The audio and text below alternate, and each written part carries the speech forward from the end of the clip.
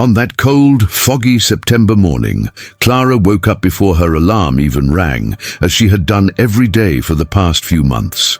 Ever since she had gotten the opportunity to work in marine research at the local university, her routine had begun while the stars were still out. At 27 years old, slim, with brown hair always tied in a hasty bun and curiously alert blue eyes, Clara divided her days between the small house she rented by the sea and the old oceanographic research vessel, affectionately nicknamed Albatross by the team.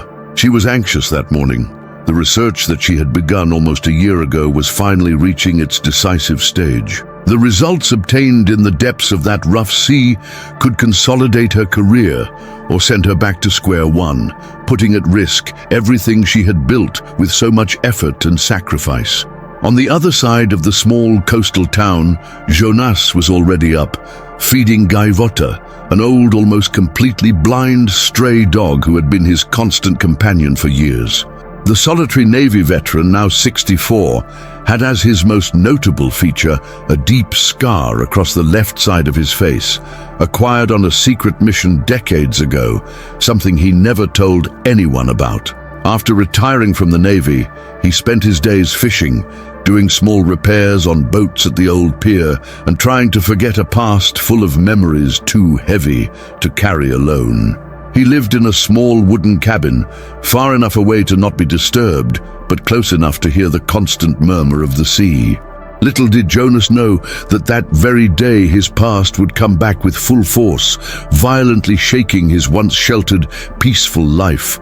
When Clara finally boarded the Albatross that morning, she realized that something was not right. The wind was blowing too hard and carried a strange, almost metallic smell, as if it were announcing a storm that had not been predicted by the weather reports. Even so, with the research mission so close to its end, it was impossible to retreat. The other members of the team also felt the heavy atmosphere, but no one dared to say anything. There was an eerie silence, broken only by the constant creaking of the old woods of the boat as it slowly left the port behind. Clara held on tightly to the edge of the deck, feeling her stomach tighten, not only because of the rough sea, but also because of the premonition that this day would be different from the others. She needed concrete results, robust data that would justify the investment she had received. This was her last chance to prove her worth as a scientist, and she could not let anxiety take over. At the same time, Jonas had decided to go out for a routine fishing trip, trying to ignore the feeling of unease he had been feeling since early morning. He was in the middle of the sea when he saw, far away on the horizon, a dark spot growing rapidly in the grey sky. The old, worn-out radio emitted a static noise, followed by a fragmented transmission that spoke of a severe, unexpected storm that was rapidly advancing towards the coast. Jonas felt a chill run down his spine as he held tightly to the helm of his boat, a small and sturdy fishing boat called Phoenix, a name he had chosen because he believed it would save him from any danger.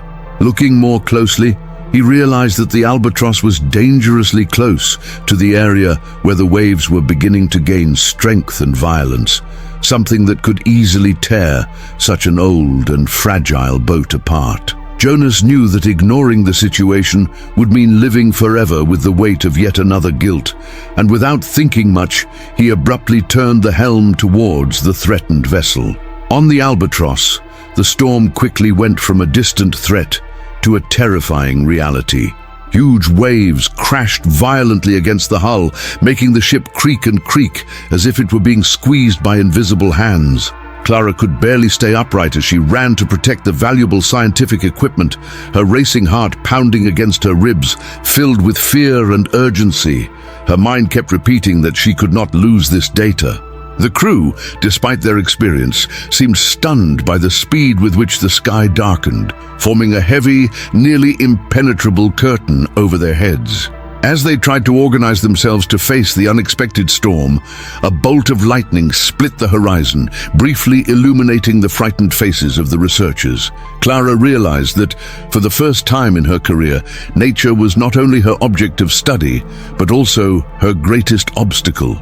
Jonas struggled forward, steering the Phoenix against the fury of the ocean that seemed to want to throw him out of there. The strong wind whipped his scarred face, bringing with it memories of the storms he had faced during his years in the Navy, memories that he had always tried to keep buried under his peaceful and isolated routine. Suddenly, as he fought against a particularly high wave, something unexpected caught his attention, a strange intermittent glow coming from beneath the surface of the choppy waters, a light that should not be there amidst the turbulence. Jonas frowned, bothered by a familiar feeling of imminent danger and dark secrets. Looking back at the albatross, he saw that the boat was dangerously tilted, on the brink of imminent tragedy. He knew he had to act quickly. At that moment, saving the people adrift was his only priority, even if it meant facing old ghosts that were returning from the depths of the past. As she tried to keep her balance on the slippery deck, Clara saw a violent wave hit the left side of the albatross, ripping off pieces of the hull as if they were splinters of old wood. The young biologist felt her entire body shake with the impact and realized that the situation had worsened much more than expected. At that very moment, the captain announced in despair that the vessel was sinking rapidly and that everyone had to abandon ship. Clara felt her blood run cold, thinking that this was the end of her career, perhaps even of her life itself. But it was at that critical moment that she saw a small boat advancing through the fury of the storm, determined to reach them. She had never seen that vessel before, but something in the courageous way it faced the waves gave her a sense of hope and salvation that had seemed impossible just a few minutes ago. Jonas skillfully maneuvered the Phoenix until he reached the side of the albatross, clearly seeing the despair written on the researchers' faces. He quickly threw some buoys attached to strong cables, instructing the crew to jump so that they could be rescued one by one. The heavy rain made it difficult to see, and the turbulent sea threatened to swallow the small fishing boat at any moment, but Jonas remained firm and resolute. As he helped Clara climb aboard, he noticed that she was tightly holding a small waterproof case with a worn university sticker. He immediately recognized that it was not only something personal, but contained data too important to be abandoned at sea.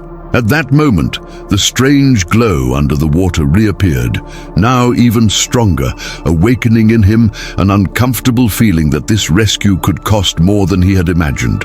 Once everyone was safely aboard the Phoenix, Jonas sped toward the coast, fighting the storm that continued to intensify with each passing moment. Clara was shaking, soaked and exhausted, but she held the case containing her scientific data tightly, holding it as if her very life depended on it. Noticing Jonas's insistent gaze on the small object, Clara felt the need to explain its importance.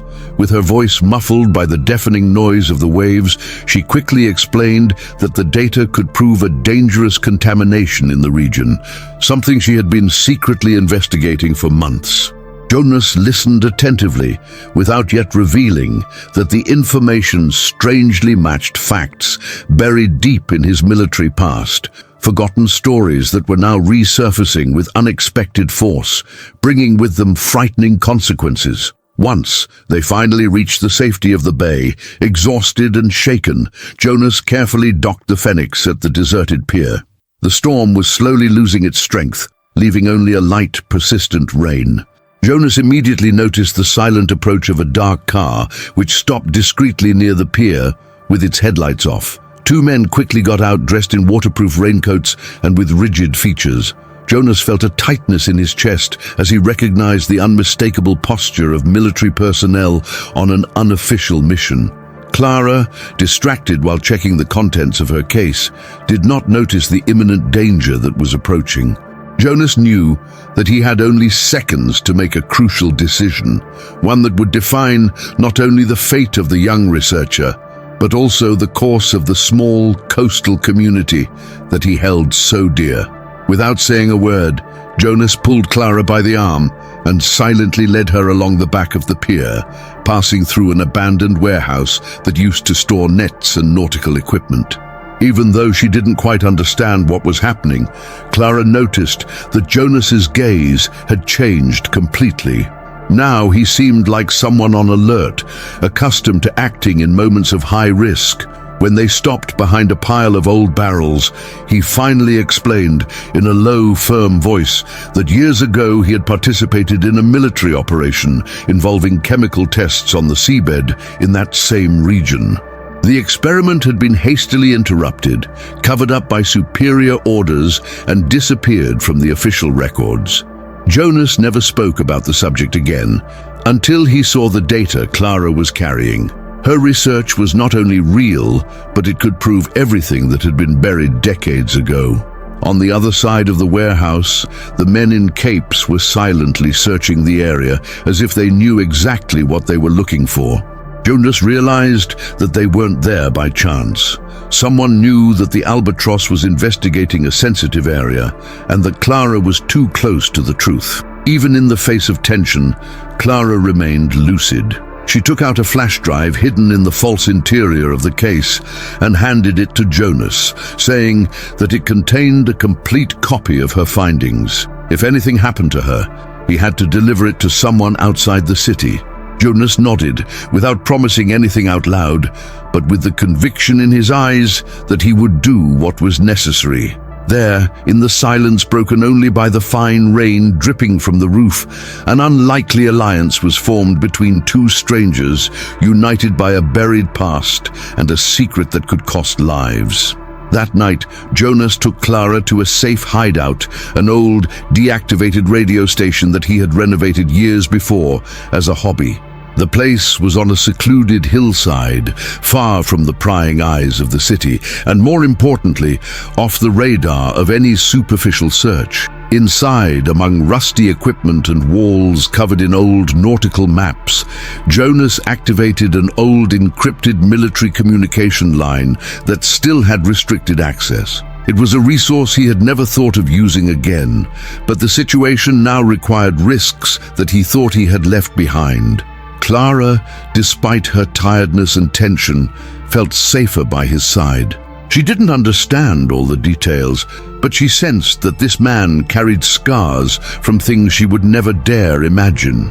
For the first time since the chaos began, she took a deep breath, as if she were beginning to see a way out, even if it was shrouded in shadows. The next morning, the city seemed too quiet. The still, cloudy sky hid the first rays of sunlight when Jonas went out alone to get supplies. He returned an hour later with a tense face and a worried look. He told Clara that someone had been around his cabin during the night and that local fishermen had been approached by government men asking questions about the Albatross. The news fell like a weight on Clara's shoulders. It wasn't just research at risk, but an entire community was threatened by secrets that shouldn't be at the bottom of that sea. Jonas then proposed a choice. Either they handed the flash drive over to the independent press in a neighboring city and brought everything to light, or they disappeared for a while and let the dust settle. Clara didn't hesitate. She had already dedicated her life to science to understand the ocean. Now it was time to protect it too. 2 days later, disguised and with the flash drive hidden inside a child's lunchbox, Jonas and Clara boarded an interstate bus bound for the neighboring city. They avoided hotels, digital traces, and any contact that could compromise their mission. Upon arriving at the small coastal urban center, they went straight to a community radio station known for reporting environmental irregularities in the region. They were met by a veteran journalist who, upon seeing the contents of the flash drive, was visibly shaken. The images, toxicity levels, and scanned documents confirmed everything Clara suspected. The area where the Albatross sank was a chemical testing site that had been kept secret for decades. In less than 24 hours, the complaint gained traction on social media and reached major media outlets. There was no way to keep it quiet. The case exploded like a bomb in the middle of election week, forcing authorities to open public investigations. A few weeks later, the coast was closed for environmental analysis, and the university called Clara to a special meeting. There, with surprise and restrained emotion, she received official recognition for her discovery. There were no awards, no headlines with her name on them. But the data were taken seriously, the tests were validated, and the sea she had studied so much was now protected by legal barriers. Jonas, for his part, quietly returned to his cabin. He refused interviews, tributes, and any mention of his involvement. He preferred it that way. He continued his discreet routine, fishing in the morning and feeding gaivota in the afternoon. Sometimes Clara would come over for coffee and to talk about new research, and although they never said it out loud, they both knew that that day, the day of the storm, the rescue, and the revelation, had forever changed not only their lives, but the entire destiny of that coast.